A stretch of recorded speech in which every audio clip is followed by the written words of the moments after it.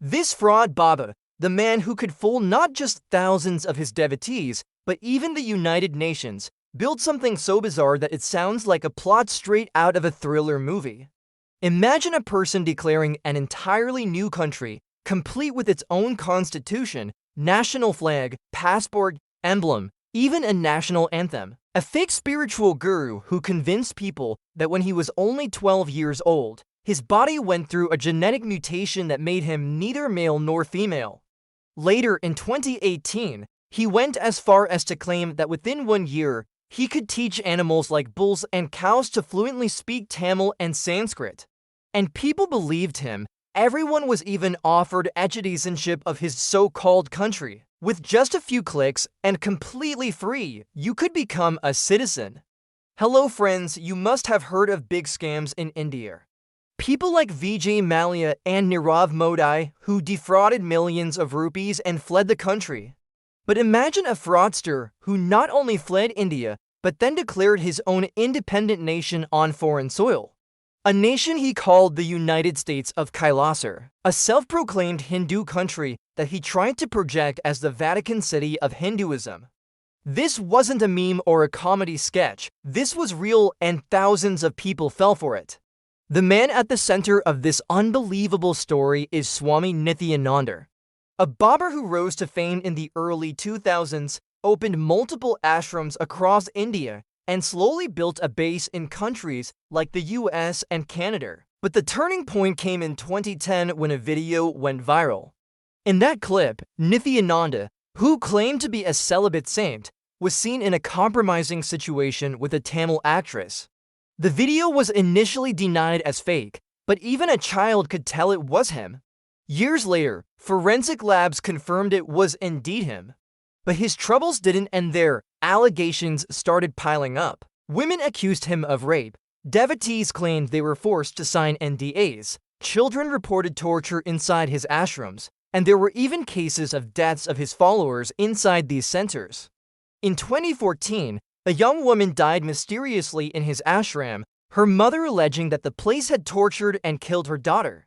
Despite all this, Nithyananda's popularity didn't vanish. His followers were still blind devotees who defended him, the spiritual guru. The story of how he reached this height of power begins in Tamil Nadu. Born Arunachalam Rajasekaran in 1978, Nithyananda grew up with grand claims of having spiritual visions and supernatural powers. By 2000, he had opened his first ashram and quickly became a captivating speaker. He gave fiery, exaggerated speeches about the mysteries of life, claimed to heal cancer, and performed magic tricks disguised as miracles.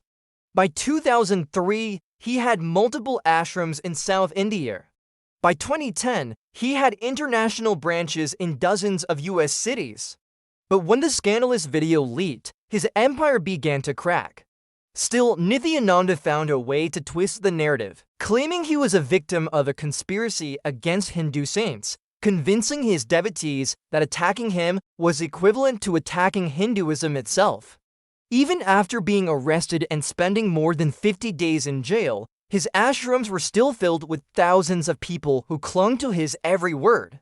He was released and began working harder than ever to project himself as not just a guru, but as the supreme leader of Hinduism itself. In 2018, with court trials and rape cases finally moving forward, Nithyananda prepared his escape. With the help of a Canadian devotee named Sarah Landry, he sought asylum abroad. Sarah, once a loyal follower, eventually turned against him when she saw the horrifying conditions of children in his schools, but by then, it was too late. As the allegations stacked higher, Nithyananda only became bolder. He announced he had invented software to make cows speak.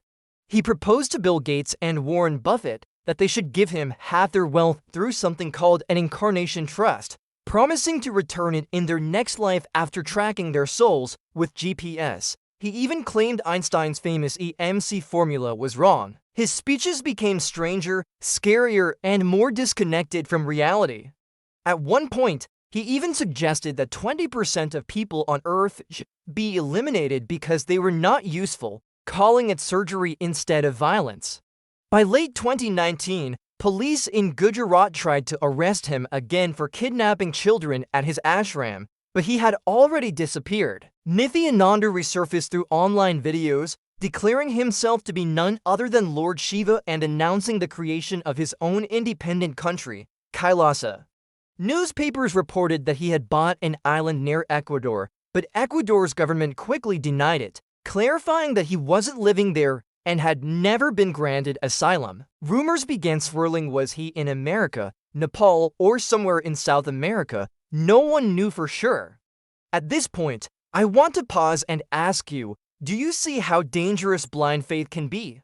If you're shocked by how this man fooled thousands, and you want me to keep exposing such frauds, then make sure to subscribe right now. It costs you nothing, but it helps spread awareness and ensures more people don't fall into such traps. Hit that button and join me on this journey.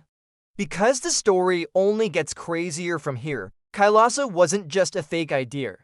Nithyananda and his followers built a whole digital nation with its own constitution, its own reserve bank, its own university, even a currency they called the Kailasian dollar. Claiming each was backed by 1 tola of gold, they called it the Vatican of Hinduism, and Nithyananda, the supreme guru of all Hindus. Kailasa, the so-called spiritual nation, began to aggressively market itself. They offered citizenship through a simple form on their website.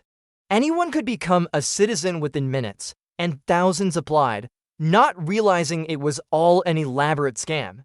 The website displayed glossy pictures of temples, flags, and a golden emblem, portraying it as a spiritual paradise for Hindus worldwide. They even claimed Kailasa had embassies in over 50 countries, staffed by so-called ambassadors of peace.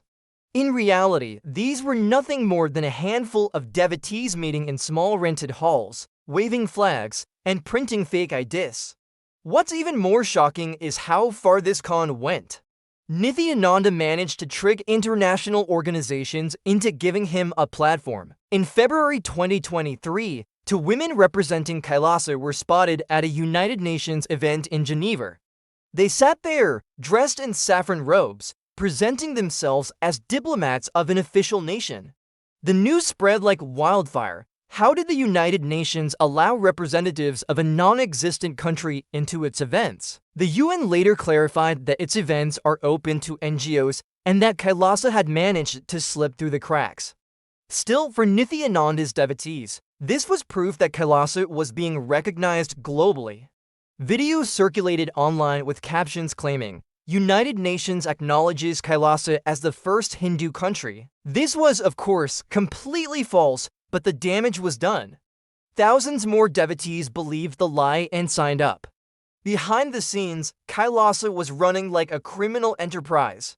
Reports emerged of women being trafficked, of followers being brainwashed and made to donate their life savings, and of families being torn apart. One mother revealed that her 2 daughters were trapped inside Kailasa's organization and that she hadn't seen them in years.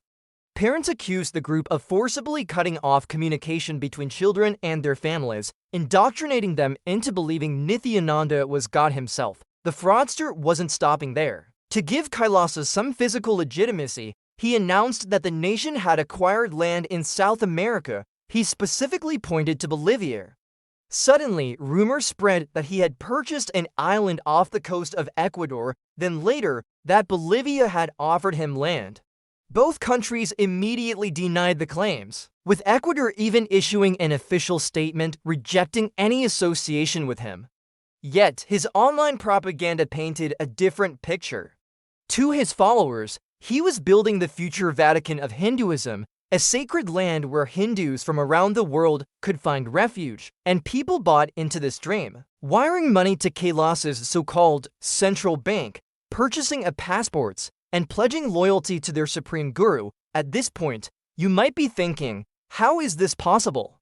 How can someone so obviously fraudulent convince educated, modern people to believe in such nonsense? The answer lies in manipulation. Nithyananda crafted an environment where questioning him meant you were against God. He mixed spirituality with fear, promising liberation to his loyalists and threatening damnation to those who doubted him. It's a psychological trap that's been used for centuries But in the digital age, it spread faster than ever. With every viral clip, every meme, every bizarre speech, his reach grew. Midway through this unbelievable saga, I want to stop and ask you something important. If you believe stories like this need to be told, if you want more people to know how these self-styled gurus are misusing faith for money and power, then hit that subscribe button right now. It might seem like a small thing, but it helps this channel grow and ensures that scams like Kailasa are exposed to a larger audience. Don't let people you know fall victim to such frauds. Even after fleeing India, Nithyananda continued to appear online in pre-recorded videos. He declared himself the ruler of the whole Hindu civilization. He announced government ministries within Kailasa, including a Department of Enlightened Civilization, a reserve bank, even a Kailasa space research organization. He printed his own currency, which he said was backed by gold, though there was never any evidence of such reserves. His constitution declared him the supreme pontiff, above all laws. To outsiders, this was laughable, but to his followers, it was divine law. Meanwhile, Indian authorities issued warrants, revoked his passport, and requested Interpol to issue a red notice. Yet, he managed to slip through international borders. Some reports claimed he was hiding in the Caribbean, others suggested he was somewhere in Africa. The truth remains unclear even today. He remains a fugitive, wanted in multiple cases including rape, child abuse, and financial fraud. But despite all this, his empire continues online. The Kailasa website still invites people to become ascetizants. It still boasts of embassies and government departments. And it still collects donations from vulnerable people looking for hope. This story is not just about one fraudster. It's about how blind faith, when mixed with charisma and digital propaganda, can create something as absurd as a fake country. It's about how dangerous it can be to put spiritual leaders above questioning. And it's about the cost families pay when they lose their loved ones to such cults.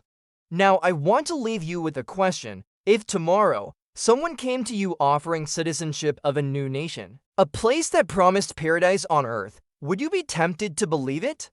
Or would you question it? Tell me honestly in the comments below. I want to know how you see this, because if this story of Swami Nithyananda and the fake country of Kailasa has taught us anything, it's this: when faith turns into blind devotion, it can be weaponized to create entire empires of lies.